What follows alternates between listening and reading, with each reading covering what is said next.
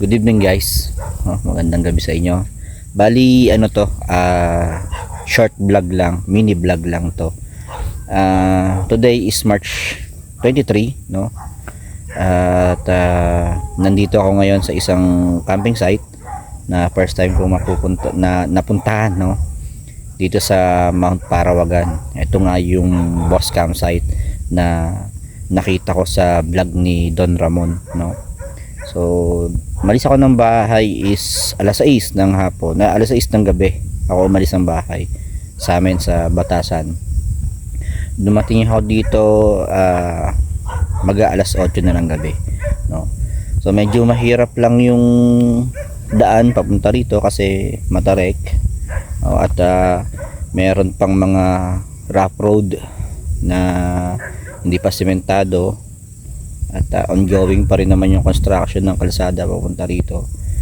So gabi na rin at hindi na rin makikita yung view dito sa paligid. Yung makapansin nyo, madilim na. Ayan, madilim na.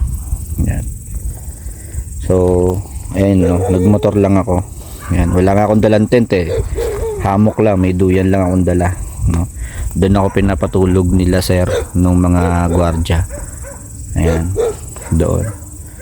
So, ayan yung view dito, yung city lights. Galing na ako doon kanina. Bali, umupo na ako doon kanina. Naglibang-libang na ako kanina doon. Ayan. Ayan yung city lights. Ayan yung upuan ko kanina. Ang ganda ng ilaw ko, parang para akong may bonfire, no? Ang ganda. Ayan. Ayan yung view dito. City lights. Ayan. So, ito yung buong campsite. Mapapansin nyo. Ayan. Ayun yung area ko kanina. Sa bandaron, nandun yung CR. Then sa bandaron, nandun yung entrance, no? So, ayan. Ayan yung kabuuan ng campsite. Pero, bukas, pag gising, ipapakita ko sa inyo kung ano itsura dito. So siguro dito yata lumulubog yung araw sa part na to. Then dito sumisikat sa likod. Kaya siguro bukas hindi ko na makikita yung paglubog ng araw diyan. No, yung sunrise na lang ang maabutan ko diyan bukas. Pero ayun nga. Upo lang muna dito. Yan. Upo lang muna diyan habang tinitignan yung ganyang tanawin, no? Maaga pa naman mga nasa alas 8 pasado pa lang ng gabi, kaya nagpapaantok pa lang ako ngayon. So ayun po, alas 10 pasado na po ng hating gabi, no? At habang lumalalim yung gabi, talagang mas tumitindi pa yung lamig dito sa campsite. At tinatamaan na rin ako ng antok, kaya so ito, naghamok na ako. Ayan. Diyan lang ako matutulog. Tapos yung motor, linipat ko dyan yung motor. Ayun yung sapatos ko. Ayun yung motor, linipat ko dyan.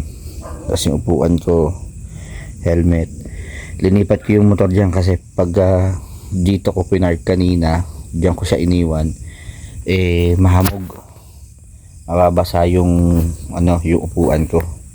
Baka bukas hindi matuyo. Kaya pinasok ko na rin siya. Tsaka rin, for security na rin, no? Pero tingin ko naman safe naman dito. Wala namang basta-basta papasok kasi may gwardiya. May mga gwardiya sa labas sa entrance. Pero para sure lang, no, na safe, is itatabi ko na siya sa akin para kung sakali naman na may gumalaw, mararamdaman ko kaagad. So alas 10 pasado na ng gabi, oras na para matulog at mag-unti-unting magpahinga kasi dinadapuan ako ng antok, no? So bukas ulit tignan natin kung gaano kaganda yung sunrise dito at kung gaano siya kaganda yung view niya sa araw, no? Nakita na naman natin kung ano itsura ng city lights sa gabi. Bukas naman No, tignan naman natin kung ano itsura niya sa araw. No? Yun lang. So, tulugan muna, tulugan. So, ayan guys. 10:53 na ng gabi. At nakahiga na ako kanina dito sa duyan ko. Na hindi pa ako nakakatulog. Kumbaga nagbi-build up pa lang yung antok ko. Bigla akong nawala ng gana matulog. Nagising ako. Kasi may dumating na mga motor. May dumating na dalawang motor pumasok dito sa campsite, no? At mukhang hindi naman sila mga camper para silang mga tambay, parang mga local sila dito sa Montalban na mga tumatambay sa mga campsite pag gabi. Dalawang motor, tapos parang tatlong motor, tapos 6 na lalaki, dalawa. Tapos parang nandito sila para tumambay or siguro mag-inom, no? Nandun sila ngayon nakapwesto sa area kung saan ako nakaupo kanina. Nandun sila. So ayan, tingnan niyo. Ayan. Nandun sila. Ayan, mga motor yan motor. Tapos nandun sila sa unahan niya. Yan, parang nandiyan sila para tumambay, no? Medyo nag-alangan lang ako sa security ko ngayon dito kasi mag-aalas 11 na, 10:53 na, diba? Parang may dumarating pa na ganun. Mukhang hindi naman sila mga camper, mukhang tambay lang talaga, mukhang magiinom sila dito, mukhang nandito sila para siguro magpaliwas ang gabi rin or tumambay, no? Pero sana wala naman mangyaring hindi maganda. At saka rin, habang malalim ang gabi, dumadami yung mga motor na galing sa baba dumadaan kasi itong likuran ng kubo daanan siya, kalsada papunta sa iba pa mga campsite, yung Sonyo campsite. Ayan, dyan yung daan, tsaka yung papunta sa summit, no, ng Mount Parawagan, dyan yung daan. So medyo maingay kanina pa may mga dumadaan na mga motor kanina pa, yun lang. Sana safe ako dito ngayon, no? Medyo mahirap yung sitwasyon ko kasi unang-una wala akong tent, hindi secure yung mga gamit ko nasa labas, pero sana naman hindi naman sila masasamang tao, sana, no? Walang no guys, update lang, no, napapaidlip na nga ako dito kanina. So kanina may dumating na mga motor, yung kanina pinakita ko sa inyo. Nakalis na sila. Ngayon may panibagong grupo naman na nagdatingan. Ito mas marami sila. Maingay, may speaker na dala. Kung naririnig nyo sa background, ayan, may maririnig kayong music na galing sa speaker.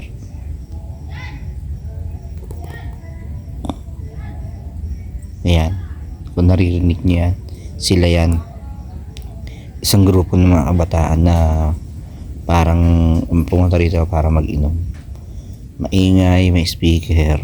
Ayan. Tapos bukod sa kanila may mga dumating din na parang couple na nakamotor din. So ibig sabihin ay itong campsite na to, bukod sa hindi pa siya nade-develop, hindi siya advisable sa mga campers kasi parang wala pa siya lang rules about sa mga ganyang bagay, no? Syempre kung magka-camping kayo dito, tapos may makakasabay kayong ganyan na ina-allow naman ng mga security, hindi kayo makakapagpahinga. Baga, hindi kayo matahimik. Diba? Kaya nga tayo nagka-camping. Kasi, gusto nating lumayo sa magulong lugar, sa maingay na lugar. No? Sandali tayong nagpupunta sa mga campsite, sa nature, para ma-disconnect tayo sa toxic na environment. Pero kung ganito naman yung campsite na pupuntahan natin, diba, parang hindi maganda. Siguro yun yung isang bagay na dapat improve dito sa lugar na to, yung pagiging medyo raw ng lugar. Okay lang yan, maganda yan, pero yung rules, dapat may rules na may quiet time dapat na rules, diba? Usually naman sa mga campsite naman may mga rules naman talaga ng quiet time dapat mga ganitong oras tahimik na to, diba? Nagpapahinga na dapat. Pero hindi ko alam, siguro kasi dahil weekdays, hindi naman siguro time ng mga campers, no? Kasi 'di ba, ang mga campers naman Sabado, Linggo. Siguro inaalaw lang siguro nila yung mga 'yan pag mga panahon na walang mga campers, no? Siguro ganon. Kaya madami nag-aakyatan pag ganitong oras, tapos weekdays. Hindi natin alam, pwede ko namang itry ito ng Sabado at Linggo.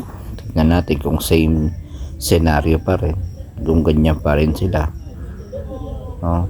Or kung may camper man dito, kung may mga campers man dito na mag-check in, allow pa rin ba nila yung mga ganyan, no? Tingnan natin, susubukan natin. Tatry ko, magka-camping ulit ako dito ng weekend, Lunes kasi ngayon. Siguro schedule talaga to ng mga kabataan dito, no? Baka iba pa yung mga schedule talaga ng mga campers. Tingnan natin. Pero sa ngayon hindi ako masyadong magtutulog kasi iba yung sitwasyon ngayon dito. Hi, good morning. Eto na, umaga na. At hindi ako nakakatulog pa, no? Kasi nawala nga yung antok ko nung may mga nagdatingan dito, mga kabataan kagabi nga. Yung mga motor, nawala yung antok ko dahil sa ingay nila. Maingay sila kagabi. Tapos bukod pa doon, sobrang lamig, no? Napakalamig dito. Talagang pagpupunta dapat dito prepared, no? Sa mga ganitong lugar kailangan may maayos kang tulugan, may tent, may kumot. Kaya hindi ako makatulog kagabi kasi hamok lang, tapos ang lamig pa. Ang lamig ng likod ko. Tapos umiihip, bukod dun sa malamig, umiihip yung hangin. Pabugso-bugso yung hangin, yung malakas na hangin na umiihip. Kaya hindi ako nakatulog. Kaya inisip ko na lang, ang ginawa ko na lang, umupo na lang ako sa labas. Hinintay ko na lang mag-umaga. Kasi, pagka nag-umaga dito, siguro medyo mababawasan yung lamig. Makakaidlip ako kahit konti. Kaya ngayon, gusto kong ipakita sa inyo yung itsura dito, yung view. Habang papasikat yung araw, tingnan nyo kung gaano kaganda yung tanawin dito, no? Ayan, habang naghahati yung dilim at yung agaw liwanag ba, tingnan nyo, ang ganda. Ayan, no? Diyan sisikat yung araw sa part na yan, sa portion na yan. Ayan yung kabundukan ng Sierra Madre. Ayun pala yung summit ng Mount Parawagan, pwede nang lakarin daw. Yun pala yun. Mukhang mas maganda ron, ayun pala, ayun yung summit ng Mount Parawagan. Ayun. Ayan, yan. So kung makita nyo yung itsura dito, no, sa Boss Campsite. Ayan, oh. yung tanawin dito. Ayan. Ayan, dito tayo sa may banda dito sa may, meron silang mga ano dito eh, yung parang mga picture frame ng view. Ayan, no, may mga ganyan kung saan pwede kayo mag picture. Ayan, may mga lamesa din, no. Ayan, no, tignan nyo po yung tanawin. Ayan, bangin na pala to, mataas na pala to, itong part na to bangin pala talaga. Ayan, puro bundok. Ayun, feeling ko yan timberland yung mga nasa part na yun eh, timberland. Tapos may natatanaw akong bundok dito. Ayun, sa bandaron, feeling ko Mount Banahaw yan eh, sa itsura nya. Ayan o, feeling ko Mount Banahaw yan. Yan. Yun, ang ganda. Ang ganda ng lugar dito. Mas nakita ko yung ganda niya nung nagliwanag. Pakita ko sa inyo yan, no? Sa kabila lang, sa tapat lang ng campsite, may rebulto ni Jesus Christ na parang sa Brazil. Yan. Asyan. Diba? Mamaya pupuntahan ko rin yan. Tignan natin. Tapos pag akit nyo rito, may mga tindahan. Ayan, may piso wifi. Ayan, mga tindahan. Doon ako galing. Tapos ito yung packet ng summit. Tapos ayan, meron pa mga campsite dyan papunta doon. So dito tayo. Pero bago tayo makyat, may nakasulat dito. Ayan. Ayan. Yan, paunawa sa publiko. Ito ay lupaing ninuno ng mga dumagat. Dumagat remontado ng Montalban. Okay, so tama yun, no? Bagol talagang benta o ipagamit sa iba ang mga lupang ninuno or lupang dominyo na tawag. Kasi ito ay protektado at yaman ng ating ninuno, diba? Bawal. Pero kahit may batas, kahit may kautosan, marami pa rin ang lumalabag.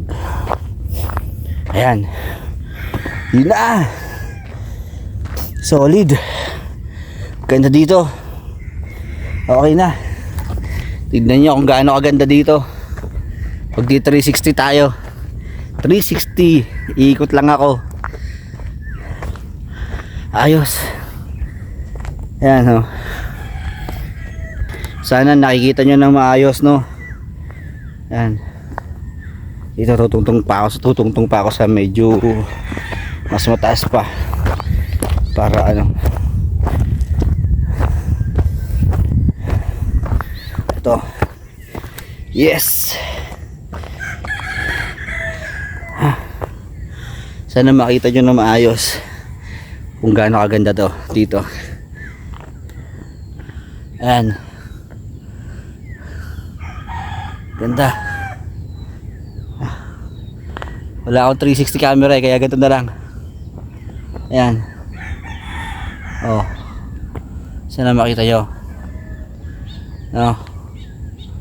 Sana makita nyo na maayos. Ayan. Oh, diba? Oh, Sierra Madre, kung saan sumisikat ang araw. Sierra Madre. Ayan, bagong araw, bagong pag-asa. Sierra Madre ang nagsisilbing kalasag ng buong Luzon, no? Kalakhang Luzon laban sa bagyo. Ayan, Sierra Madre. Bundok ng yung tatlong bundok. Kita dito, yung tatlong bundok ng Montalban, yung tapos sa kabila ang buong lungsod ng Quezon City. Kita dito. Ayan, mga building. Sana nakikita nyo na maayos. Napaka solid. Ang ganda dito.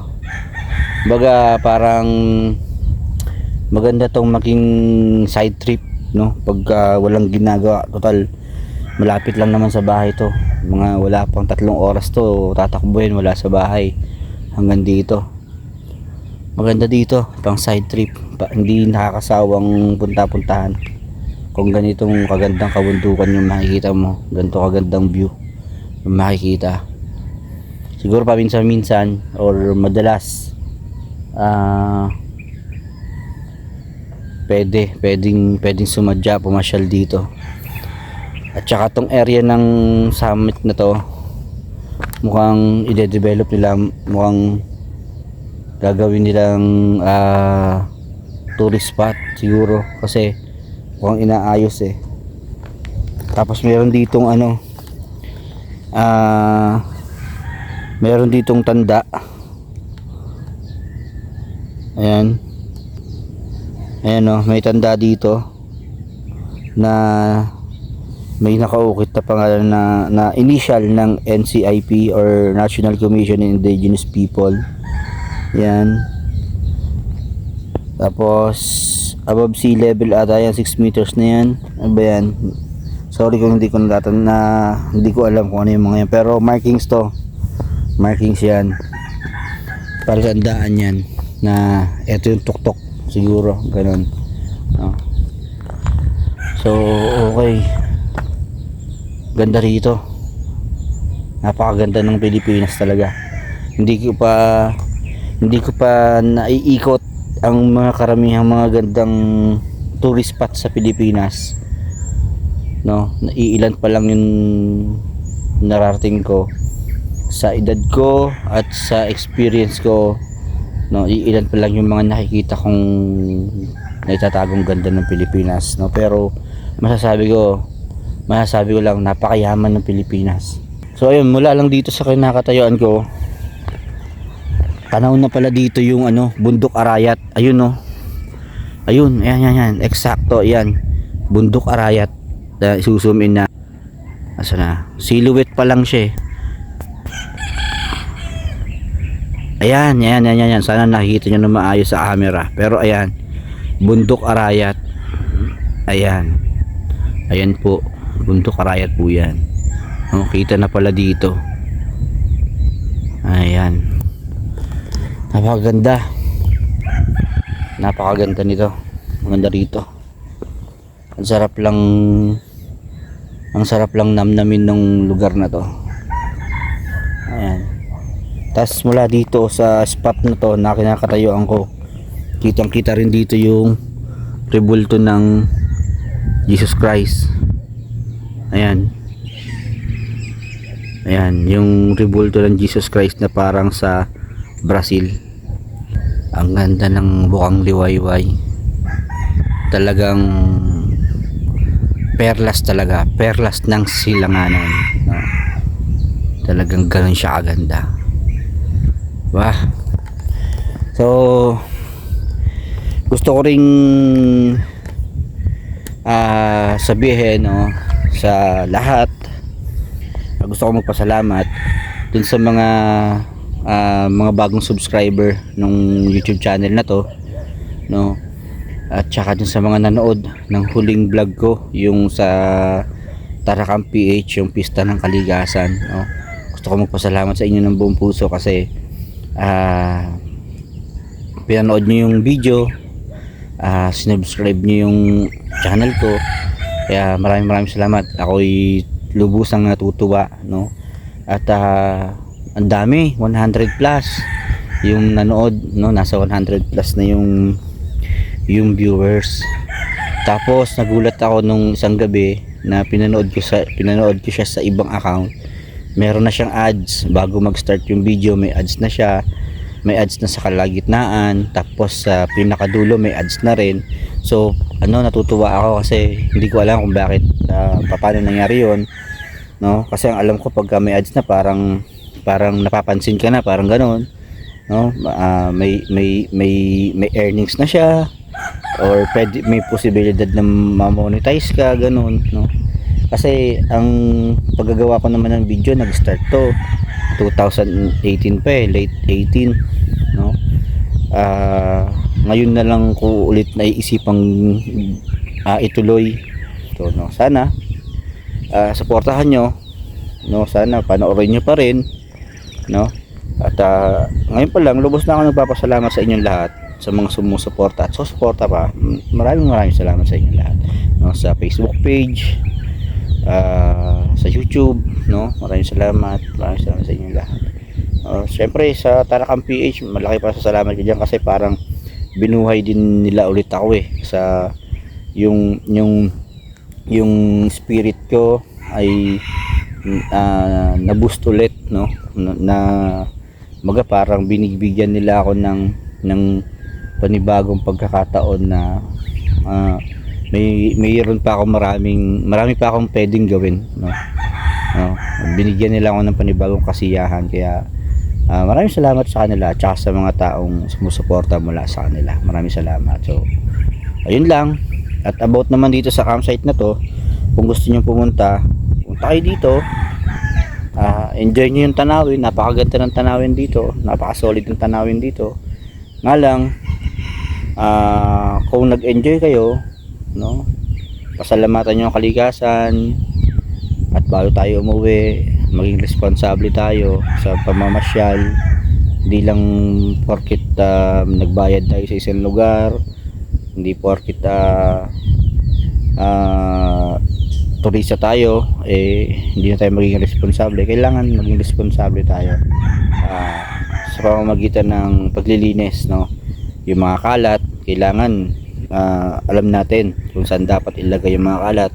At kung wala tayong nakikitang lagayan ng kalat, mas mabuti magdala tayo ng sarili nating basurahan at iuwi sa ating mga tahanan or kung saan man pwedeng itapon yung mga kalat natin. Huwag nating iwan dito sa campsite. Huwag nating salahulain yung campsite, no?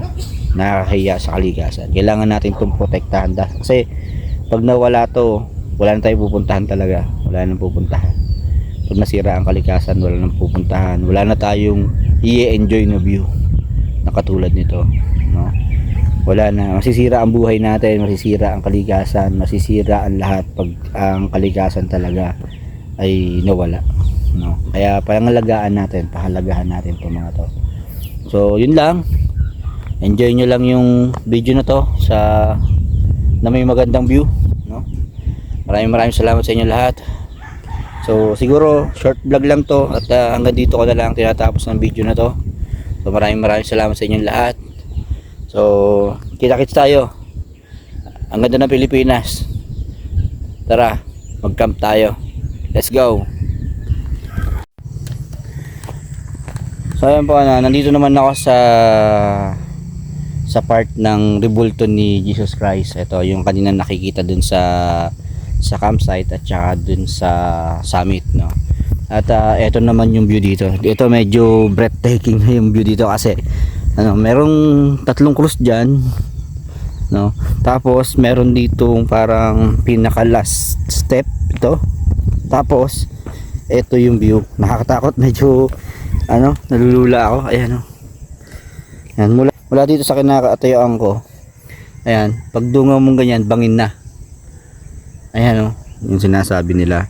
Ayan, yung 3 bundok na yan. Yan, 1, ito, 1, 2, 3. Tapos yung 2 bundok na yan, nandyan yung ilog ng Wawa Dam, yung old Wawa Dam. Ayan, nalulula ako.